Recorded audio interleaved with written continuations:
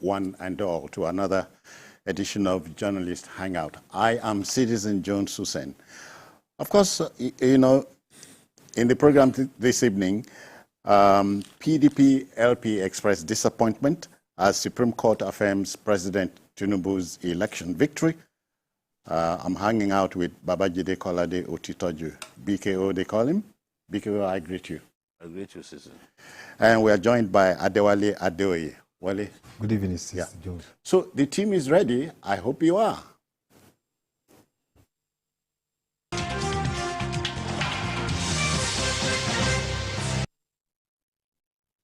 Okay, then, let's go. You know, the last time the University of Port Harcourt stole the headlines for the wrongest of reasons was on October 5, 2012, when 4 students were brutally lynched at Alo community there. You remember the so-called Alo 4. This time, some 15 years after, a dastardly act by a 400-level student of the same institution by the name Damian Okoligwe is making the headlines for the wrongest of reasons too.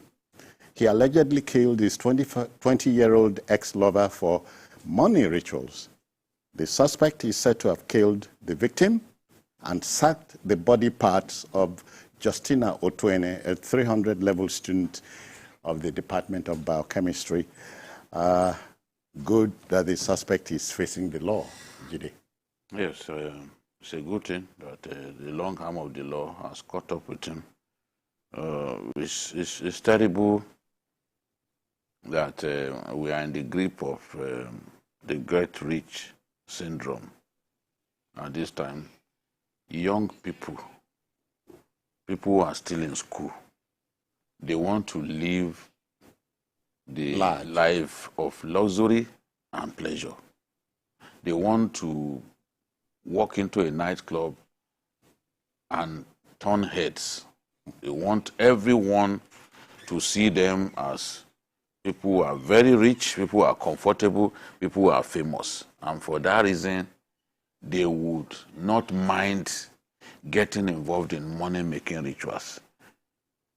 Cultism, 419, you know, advanced free fraud, Yahoo.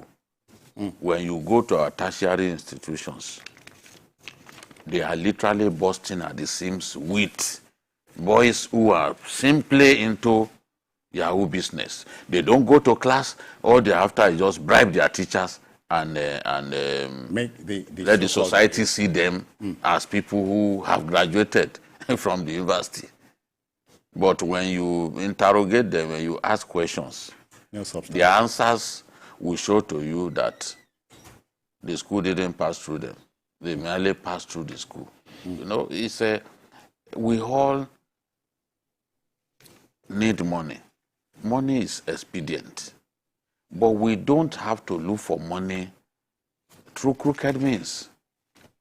And when we say that parenting is collapsing in our country, these are the manifestations.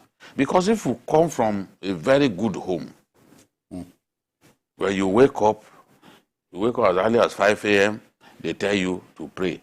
The family gathers in your living room as the father, and you pray to God. Yeah. And during that period, people are admonished to maintain good conduct at all times so that they do not tarnish the good name of the family. Yeah.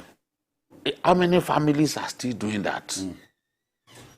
The period when I was young, whether while living with my mother's elder sister or with even my own parents, the time that we spent on, just summarizing the words, the Bible passage on the day, the time that we spend on it is usually greater than the time that we spend on prayers. All because they want you to imbibe the right conduct and all that, right and that was character. Parenting. Yes, good parenting.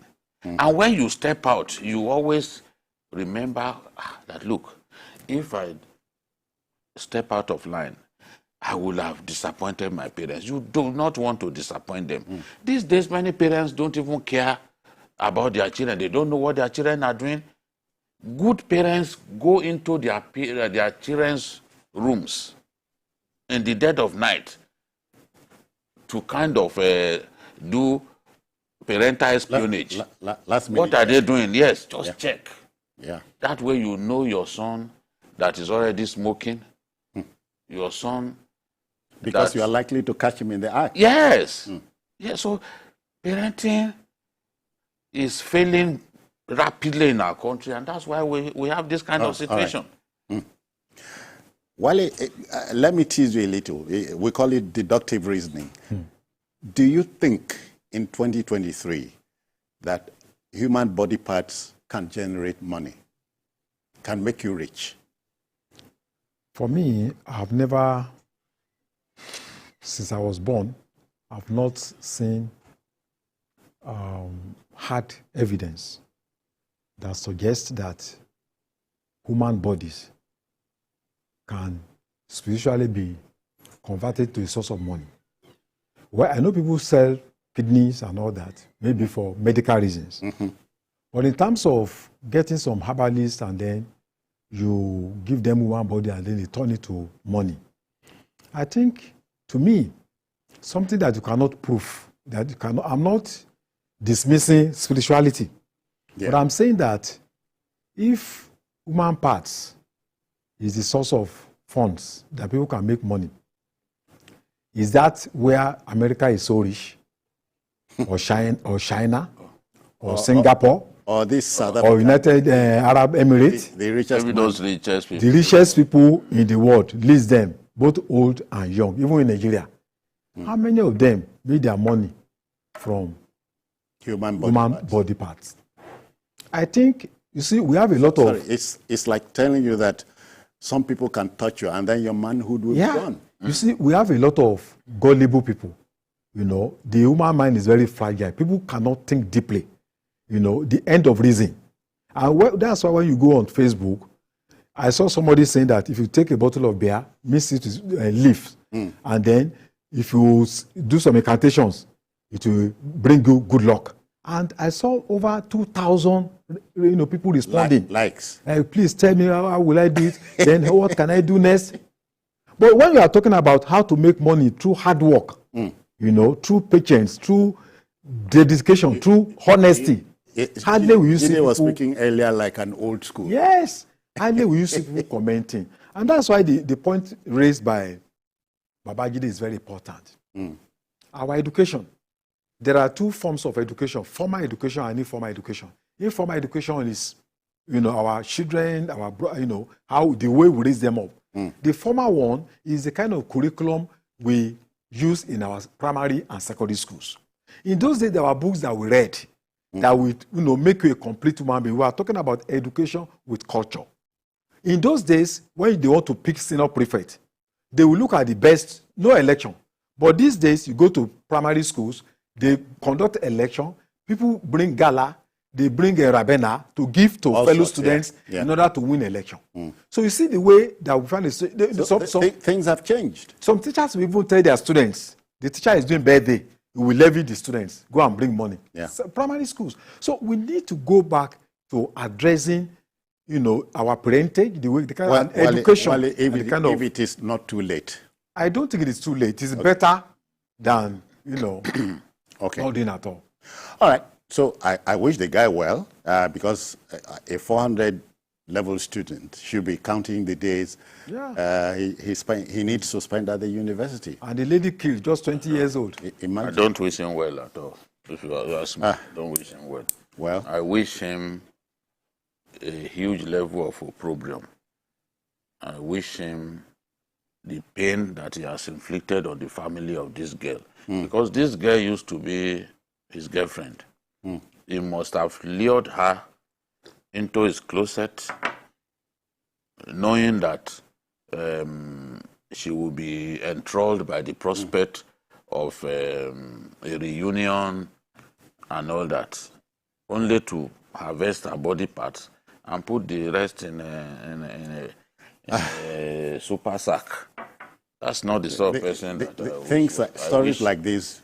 These are perplexing stories.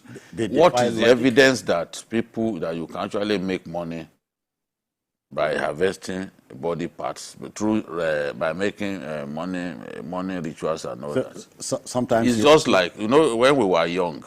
Yeah. Some people will say, okay, if you like a girl, I can do a ring for you. That ring, you use it to slap a woman on her buttocks. Yes. Then she will start following touch you. And go. And then one boy in our neighborhood, after paying somebody 50 5 shillings at the time. I think 50 kobo at that time. A lot of money then. There was a lot of money. They gave him the ring.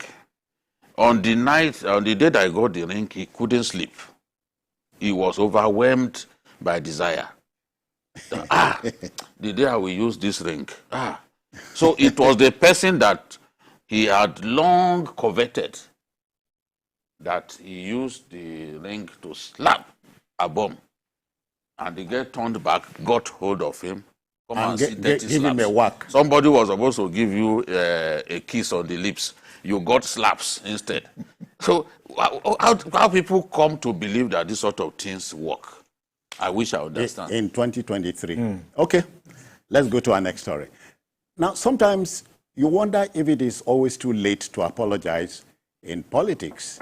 This is what seems to be playing out in Ondo State, where the #1 citizen there, Governor Rotimi Akeredolu, Ekiti they call him, flatly rejected the apology tendered by his embattled #2 man, Lucky Ayedatiwa.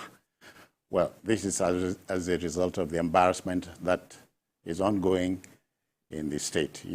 I hear that in politics, while saying I'm sorry is like saying I love you with a wounded heart in one hand and your bruised pride in the other hand. Well, I think it's all about the next election. And the issue is there are two contending blocks within the APC. Those who think that the deputy governor should be the next governor, and of course the governor who feels that when he was away, the deputy governor did not handle his own very well. I understand they are presenting some information to him about what the deputy governor said in his absence, and some of them I understand were even recorded, and that is behind the wave of protests, saying that the governor should resign. So I think, for me, the issue has to be managed cleverly, because we still have at least about 1 year before the next election. I also feel that the way things are now, I think the deputy governor is negotiating from a position of weakness, because the petition signed, about 21, I think out of 26, signed the petition, including 2 PDP members. So he only has support from, I think 3 people from his Ilage Eseudo constituency. Okay.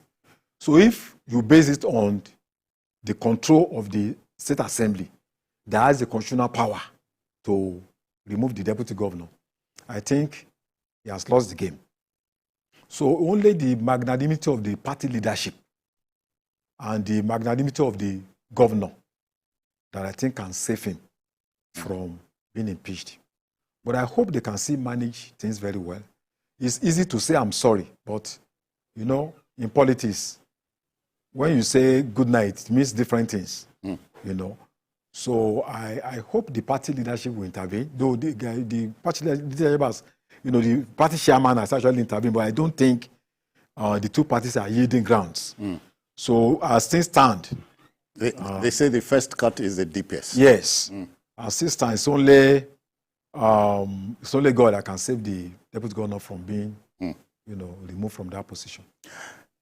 Julian, you are wondering, many of our politicians hardly pay attention or pay heed to a book like, I mentioned it before, 48 Laws of Power.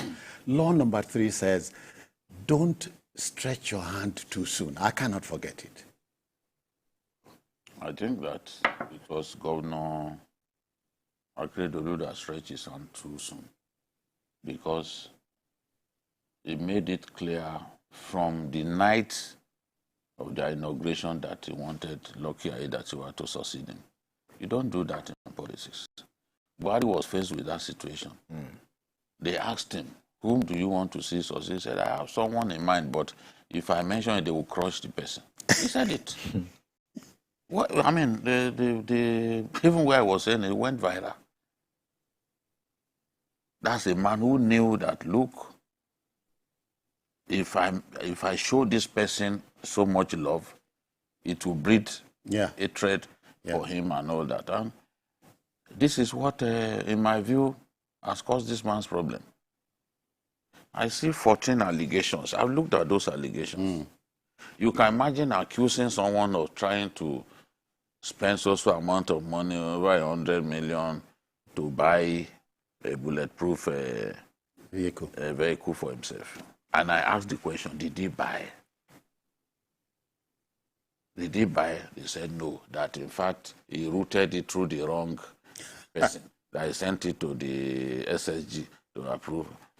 He didn't, that means in the end, he didn't commit the offense. But what we had initially was that he spent that money and that he took the money from the money meant for palliatives, live from the pit of hell. This deputy governor never took any money to buy a car from palliatives, from what was meant for palliatives. This is a fight between them. I think it's best for us not to get our hands soiled over a matter between two politically greedy contending groups. This is what I see. And when people are politically greedy for power, when they are greedy for power, it's difficult for them to yield. Anything gives. So the way it is now, this is, I've said it before, and I had the deputy governor say that even to the journalists that he addressed, that this is just tussle for power. Those allegations are ridiculous. You need to look at them one after the other. They're ridiculous. You cannot. It's just unfortunate that in a country where we find ourselves, the judiciary, naturally, the House of Assembly doesn't have the final say on whether these allegations are true or not. The judiciary has the power to constitute a panel that will look into those allegations. And if the judiciary, in his wisdom, the CJN, I mean the Chief Judge of the state, that's his mandate. If the Chief Judge returns a verdict that these allegations are worthless, you can't impeach him. It happened to Almakura in Nasarawa State now. So you can gather all the signatures. In Nasarawa State, PDP had total control of the House, but they couldn't remove Almakura because that panel returned a no guilty verdict. That's what happened. And at the end of the day, Almakura finished his 8 years. So I'm not saying that that's what will happen here, but we have suggested that, look, as brothers, you can resolve these things. Yeah. But the governor's mood has been fouled terribly by people who have been going to him that he said this, he said that, he said this, he said that, you know, that is after your position.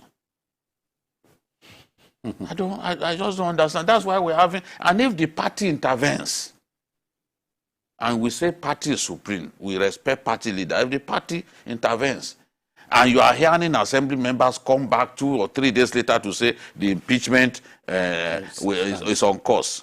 The only reason they've not removed this man is because of the court cases. Because one of the court orders put even proceedings related to his impeachment in abeyance. And the CJ of the state will not go against the court order. Any chief judge in a state that goes against a court order will eventually pay for it. Yeah.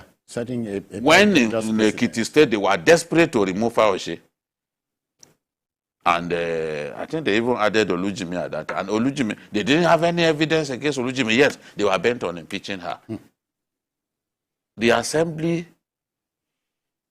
knowing that the chief judge would not support their action, decided to suspend the chief judge, and they didn't have the power. They now brought in their own, they put somebody in acting capacity just to have their way. They impeached Fayose illegally. The court, the highest court in the land, declared that it was an illegal impeachment because you can't build something on nothing. You have no right to, you don't have the power to suspend a CJ. But you did it. That job is for the NJC. You did it. So whatever you did afterwards amounted to nothing. That's why Fayose was able to come back and contest. Because if he had been impeached, he would need 10 years before he could hold any elective position. So there are lessons. So it's not yet Uhuru there. No, it's not. It's not. They can't even proceed with proceedings. They told they said that they were ready for talks, that the deputy governor should go and withdraw those cases. And I guess the man is not keen to withdraw. You will withdraw when you see signs that, okay, they too are ready for concrete talks. Look at what happened in Edo State. The governor and the deputy governor was prevailed upon. They spoke to church leaders. They spoke to powerful people. They prevailed upon the deputy governor. He withdrew the cases that he filed. That's it. Yeah, that's it. Today, he apologized to he said, whatever embarrassment I've caused you, I apologize. And the governor said, well, if it comes from your heart, but I don't know if it comes from your heart, then as a Christian, I forgive you. So be it, yeah. And we have peace there now, at least. Where the governor said, go and the office that he gave him, he went there, he spiritually sanitized the place, and he's using the place. You can see that for the past 2 or 3 weeks, the kind of stories coming from Edo State, they are no longer coming. Yeah. Because he has withdrawn the case. If there is no black blood between the two groups, all of these things that are happening will not be happening. For me, it is. I'm concerned about Ondo people because they are the ones suffering. The governor is away; is not exercising his duty. The person who should do the job in his absence, you are not allowing him to work because you brought impeachment plot. So it's the state that is suffering. There is no doubt about it. There is a vacuum created by this needless conflict. Yeah, yeah. Well, it said when two elephants fight, the grass suffers. Well, when the same two elephants engage in a love tango, the same grass suffers. So now it's not up. The people are not in the game. It's just the two of them. There is no way that the dispute will not affect governance in the state. You know, because it's like if you go to Ondo State, I think for the past 1 year, you know, there has not been, you know, the kind of moment we have in Ondo State. It's not what it's supposed to be. So the focus now is on between the governor and his deputy, and the ESCO, the political leadership, factionalized along the two lines. So definitely, it's going to affect, you know, governance and whatever progress that state is going to make. That's why it's in the interest of the people, for the two of them to find a common ground. Yeah. So at the end of the day, because what they are fighting for is not actually about, it's not about policies that affects the ordinary man on the street. It's about contest for individual power. Yeah. So it's better for them to look for a way out so that, you know, the state can move forward. All right, folks, let's go on a commercial break. We should be back very shortly. Please stay.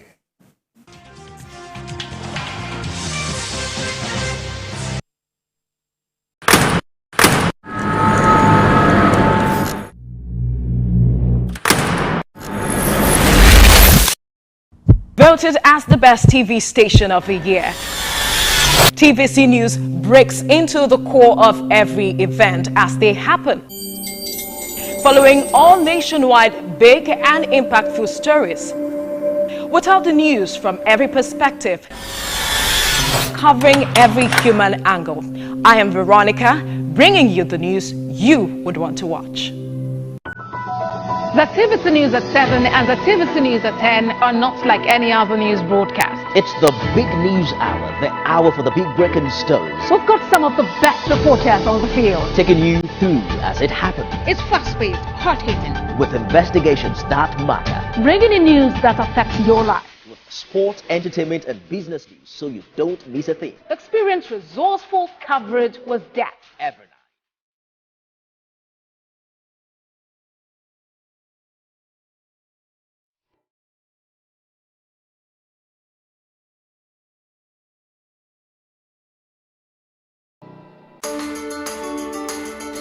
There is always more to a story than the screaming headline. The part of a story that is not told casts a shadow. It's like the part of an object that is not reached by light. On TVC News, I'm able to explore the many angles there are to a story, talking to stakeholders, asking the difficult questions, and digging for facts.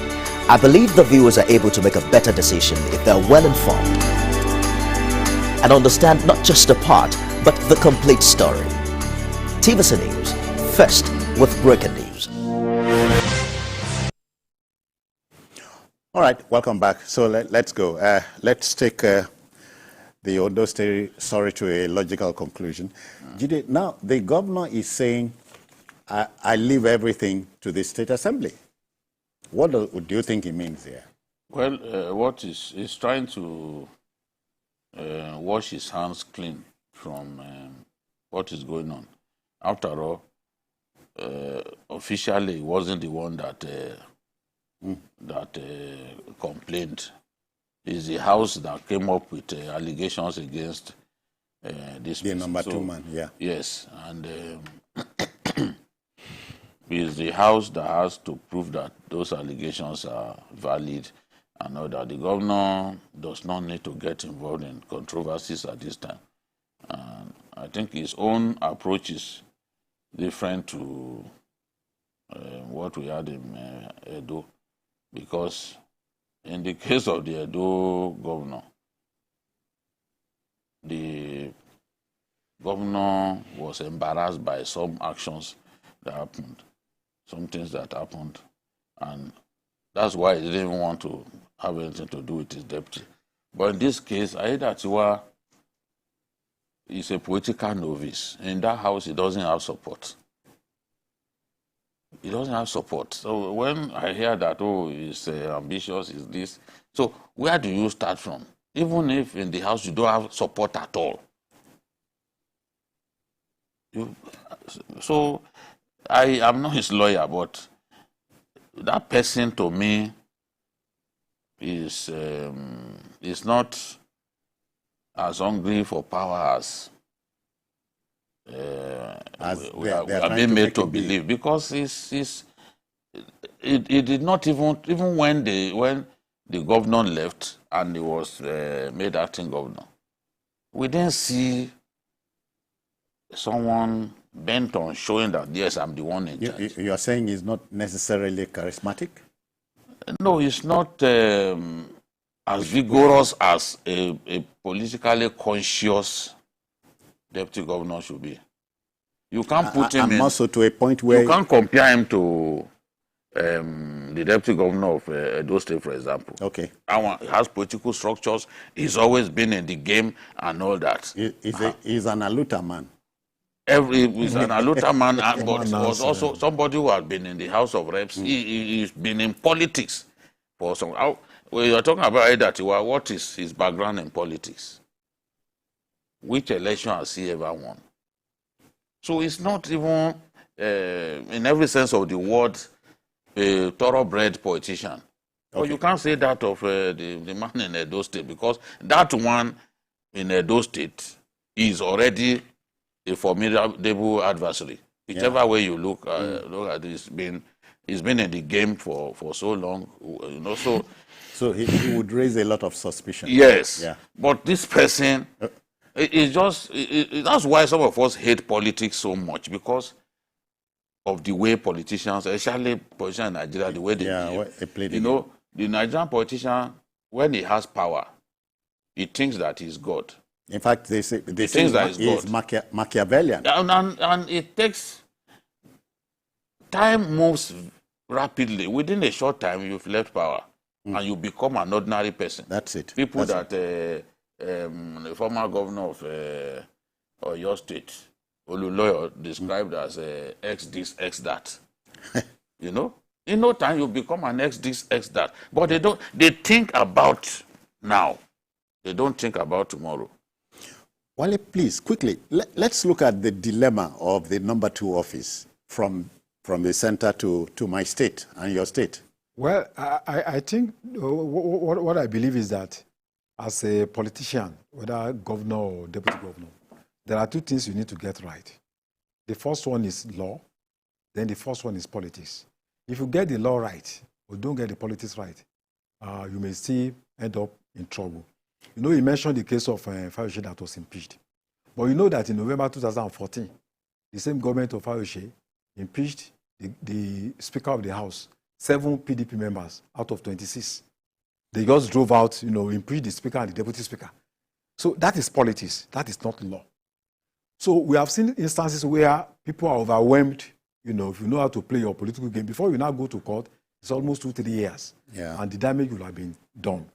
So I think for him to be able to sustain himself in power, it's not just about whether legally it's right. He also needs to play his politics correctly. You know, reach out to those that he needs to reach out, members of the House of Assembly, and also the governor. And I also think that the governor should also realize that there are a lot of thought forces that are just coming out with a lot of false information to dissuade him. For you to have mentioned that you have a lot of 5th columnists, for you to have picked this person as your deputy governor, you should not allow third parties to divide them. You should also bend down. You can't be winners all. Yeah. You need to grant concessions so that you can have peace in your state. All right. And besides, as we say in politics, when you bury the hatchet, they say bury it with a handle. Sure. Let everything remain buried. I wish them luck. To our next story. You know, a verdict or judgment, we are told, is neither a vote nor a consensus nor a customary decision. It is the interpretation of the Constitution and the law, and judges set it accordingly in the context of that, and they ensure its implementation. The Supreme Court on Thursday dismissed the appeals brought against President Bola Tinubu by the presidential candidate of the People's Democratic Party, PDP, Alhaji Atiku Abubakar, and Labour Party's Peter Gregory Obi. But both parties have expressed disappointment over the verdict of the Apex Court, which affirmed the election victory of President Tinubu. Now, the electoral tussle is over. It is time to build broken bridges, don't you think, Jide? I think so too, but the Nigerian politician is of a rare breed. You will see that some people will not agree that closure has been put to this matter. They will be making so much noise, abusing the judiciary, saying all kinds of things. Whereas those judges have operated firmly within the ambit of the law. Everything they said, we expected. Even we that we are not lawyers. We are not judges, because we read the law. We read what the law says. When you are talking about, individuals, a group of individuals from Abuja deluding themselves that they could sue somebody who won an election, the law is clear. Because you didn't take part in the election, you cannot sue. Only the people who contested against him and lost to him can sue. But we have lawyers who got up and went before the courts to say, okay, we are concerned parties. We are lawyers to so people. I mean, it's ridiculous. The things that lawyers get away with in Nigeria, elsewhere they would have been this bad. So that's one. And what this does is that it fouls the atmosphere. Look at what Justice Okoro said. There are people, lawyers, you are involved in election litigation, you go from media house to media house, TV station to TV station,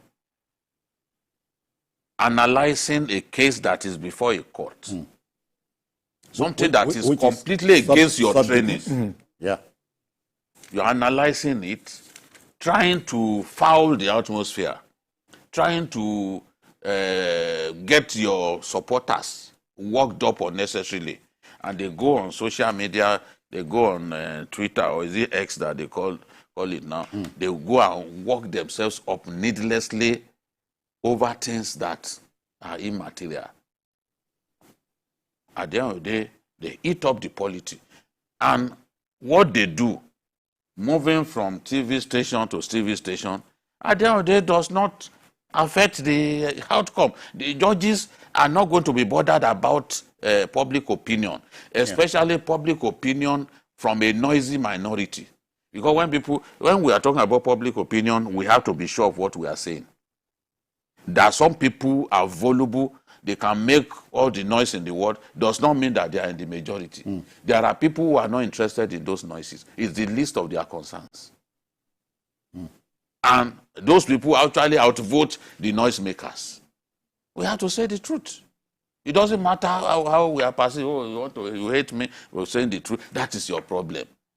It's too late in the day for me to change my ways. So now elections have been held. We've had the courts decide who won the presidential election. At that point, it should stop. A lot of our politicians are just similar to Donald Trump. Donald Trump lost the election. I supported Donald Trump. I've always liked him. But I knew that he lost the election. But Donald Trump and his people are still saying that he won the election. Even when his lawyer has admitted... Despite the huge gap between him and Joe Biden in terms of the popular vote, he's still saying that he won the election. That's the way a lot of our politicians are. And they are supported by lawyers how to make money, who will continue to give them the impression that if we file this matter, we can still win. Yeah. What is the sense in a matter decided on May 28, 2023? It was still part of Obi's prayers before the court. That is that Shettima was not validly nominated. So the Supreme Court said, no, you can't bring this before us.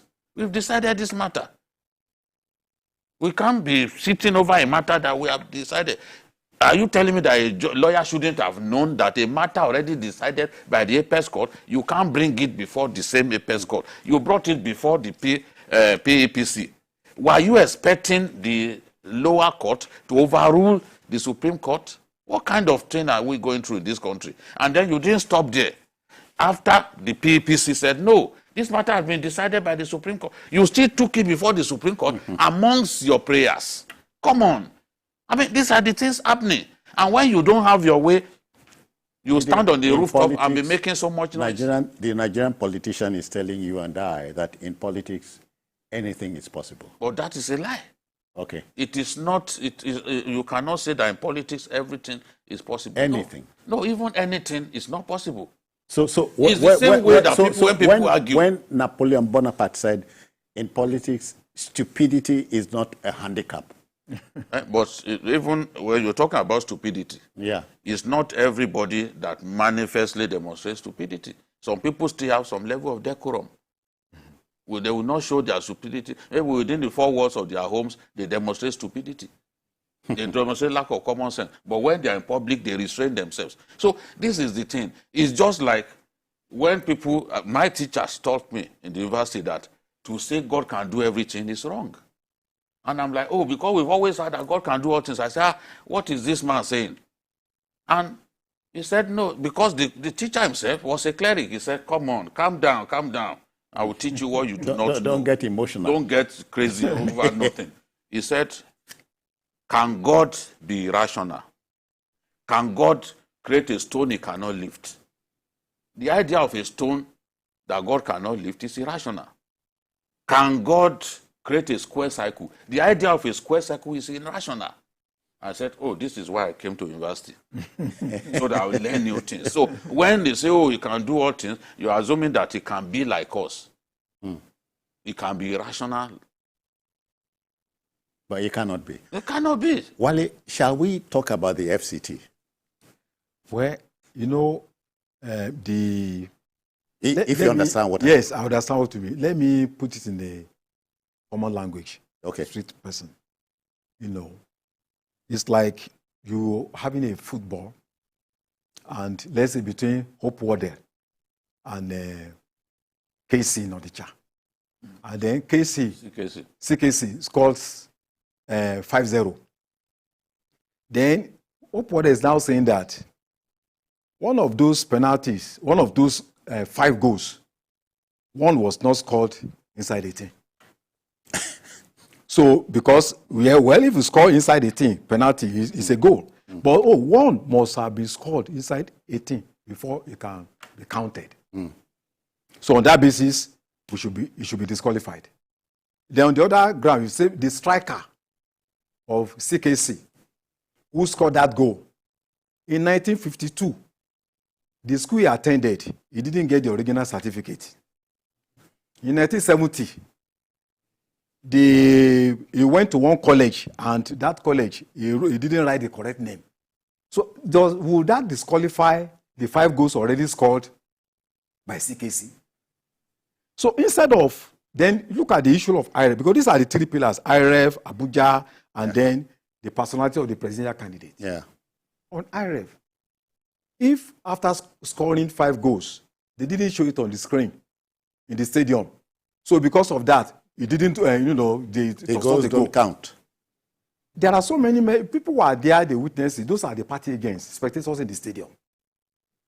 They were there, they recorded the goal, they saw it, but because it didn't show on the screen through transmitter, then it should be cancelled.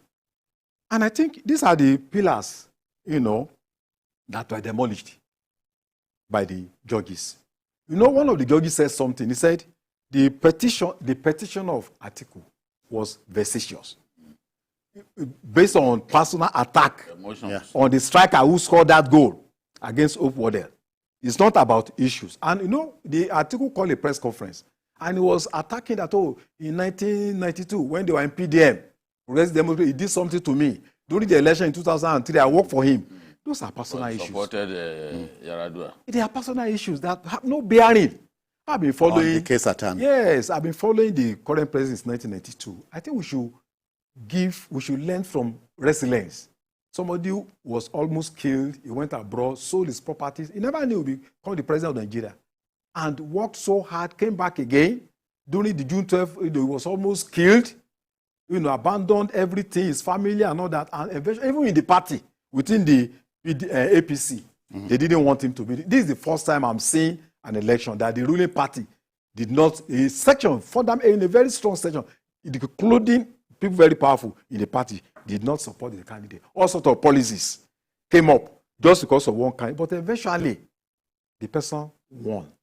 So I think we should just allow things to go. Now, governance, no longer campaign, no longer politics.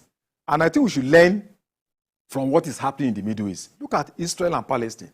There are so many factions in Palestine, but they are coming together because of national interest. The same thing in Israel. All the parties, they are forgetting about what Netanyahu wants to do about intervening in judiciary. Everybody is coming together. And talk about emotions. Yeah, we are not talking about of national interest. We are not talking about the Israel of the Bible. Yes, but contemporary Israel. Of course. So the two parties, they have put everything apart and then working together for. So I think we should commend them because their efforts deepen democracy. We are now seeing presidents about so many things, learning so many things about law. We should commend them for their effort. But I think it is time for them to rally around so that we can address fundamental issues facing Nigerians. Okay. All right. Meanwhile, as more reactions trailed the judgment, many Nigerians have called for the need to move forward as a country after the electoral dispute. Now, this was the position of 2 guests on TVC News flagship political program, Politics Tonight. Let's share this with you. Please.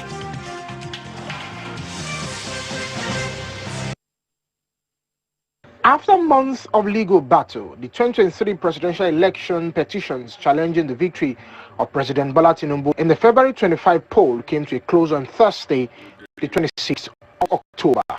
A 7-man panel of the Supreme Court dismissed the appeals filed by the candidates of the People's Democratic Party, PDP, Atiku Abubakar, and that of the Labour Party, Peter Obi, for lack of merit. That the appellants, having not put forward their perceived rightful score. Many analysts say it is time to move on as a country after the judgments by the Apex Court, which upheld the verdict of the Presidential Election Petition Court of 6th of September. Be introducing new or fresh evidence. Featured on TVC News' flagship political program, Politics Tonight, the presidential candidate of the African Democratic Congress, ADC, Dumebi Kajiko, advised opposition parties to stop further hostilities about the outcome of the election. Hope that we don't see the kind of gangsterism and rascality of political parties in pursuing their mandates, because what we've seen in the last couple of months is just sheer rascality on the part of these parties. We saw that in presenting their cases before the court. So all this sought to do was tarnish the image of the institution, the process, the president of the country, and also bring Nigeria to a near state of anarchy. They brought Nigeria to the brink, to the precipice. And this should not happen. Politicians should show statesmanship. It was a keenly fought legal battle that extended to the United States, with Atiku attempting to file fresh evidence over alleged certificate forgery by President Tinubu during his time at Chicago State University, which the Apex Court overruled. Anybody who says that... Another guest on the program, who is a constitutional lawyer, Omowuyi Edogiawere, said the court was right in refusing to allow fresh evidence to be presented by Atiku. Strictly speaking, on appeal, can you bring new facts? It is elementary law that you cannot adduce new facts on appeal. Appeal is based on points of law and areas where you believe that the Court of Appeal has erred. And so you cannot bring fresh facts. Emphasis on the word fresh facts. So I think that it was a no-brainer that the court would have addressed it that way. They also expressed their views on the issue of 25% votes in the Federal Capital Territory, FCT, which they describe as a ploy by the petitioners to discredit the election since they could not prove they won. They sought to focus on other technicalities, all in a bid to upturn the elections, because they knew that on the hard fact of did you win this election, it was clear that they did not win. It's common sense. I don't believe the framers of our constitution ever expected that residents in any part of Nigeria will have more rights than those in other parts of Nigeria. That could never have been their intention. Sometimes when you hear the passion with which people argue this, that Abuja could decide the elections, I just wondered how. If the framers of the Constitution intended to ascribe special status to the FCT, they would have expressly done that.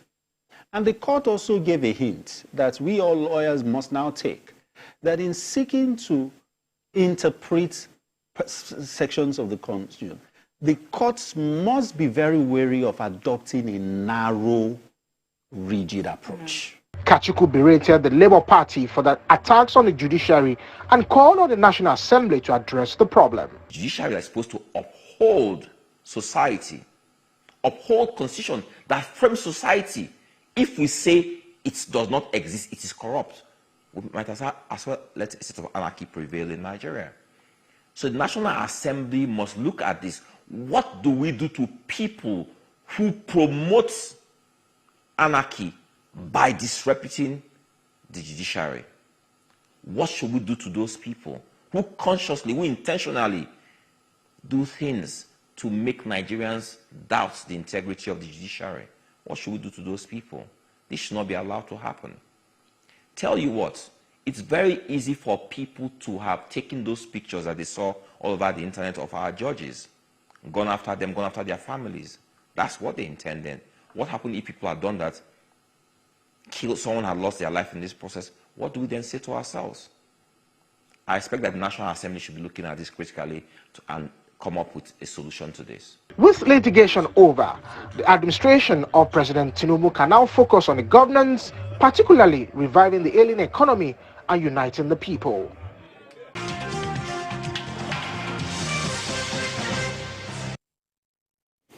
Yeah. Jide, I remember the great American jurist, Robert Jackson, who said, we are not final because... we are infallible. No, we are not final because we are infallible. We are not infallible because we are final. We are final because we are infallible. So that should, when you get to the Supreme Court, you must listen. First of all, listening is an art. Not too many people listen. All of them were sleeping. Yeah. Because at the Supreme Court, everything will come to roost. Yeah. You must develop the art of listening. Because I listened, for instance, the Peter Obi's case was hardly 5-10 minutes. 10 lines. The judgment was 10 lines. Not because... is it 1 minute 47 seconds? Somebody told me. They didn't have and so, because the man on the street who gets so emotive will say, but he didn't visit Obi's case. No, because the grounds, were laid, by the Court of Appeal. So the Supreme Court is just to review and then pass judgment. It doesn't need to go through all the... I know the other one spent so many hours. The issues that he came up with were similar to what Atiku came up with. The only difference was on him insisting that Shetima was not properly nominated. That's the only difference. And they addressed that one in 10 lines. So the other issues, very similar to Atiku's issues, those issues have been decided in the judgment on Atiku. So it will have amounted to a waste of time going over, because they will still end up saying the same thing. Jide, we must go. But at this point, mine is loyalty to... Where are we going from here? We're going home. No.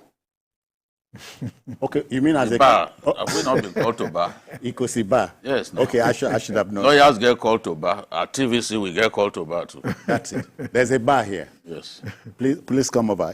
Loyalty to country always, loyalty to government when it deserves it. At this point, the loyalty, mine, and I dare say Jide's and Wale's loyalties will be to the country. Yeah. Yes. Nothing more. We are done for today and the week. If you missed any part of this broadcast, join us later tonight at 11 o'clock. And of course, on Sunday, we expand the field for you from 1:30 to 3:30 for Journalist Hangout.